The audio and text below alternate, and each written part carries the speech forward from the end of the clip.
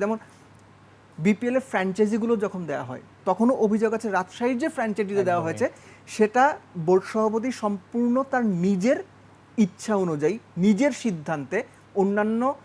BPL governing কাউন্সিলের যারা আছেন সদস্য সচিব থেকে শুরু করে অন্যান্য গুরুত্বপূর্ণ মেম্বার্স তাদের সঙ্গে আলোচনা না করে নিজের মতো করে তিনি ওই দলটাকে কোনো রকম গ্যারান্টি মানি ছাড়া ফ্র্যাঞ্চাইজিটা দিয়েছেন এবং সেই দল নিয়ে প্লেয়ারদের পেমেন্ট নিয়ে ডিসপিউট তৈরি হয়েছে। অর্থাৎ মোটা কথা হচ্ছে যে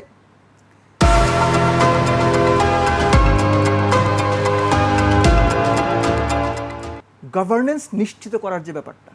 কিংবা একটা প্রফেশনাল স্ট্রাকচারে প্রফেশনাল মেইনটেনেন্সটা যেভাবে হওয়ার কথা সেটার ক্ষেত্রে অনেক কিছুর ব্যত্যয় রয়েছে এবং সেই ব্যত্যয়টার সম্ভবত চূড়ান্ত পরিণতি আমরা দেখতে পাচ্ছি এই ফিনান্সিয়াল ডিসপিউট কথাটা বোধহয় ঠিক হলো না, ফিনান্সিয়াল যে টার্মস অ্যান্ড কন্ডিশনের মধ্যে থেকে টাকাগুলো ট্রান্সফার করা হয় নাই সেটার মধ্য দিয়ে।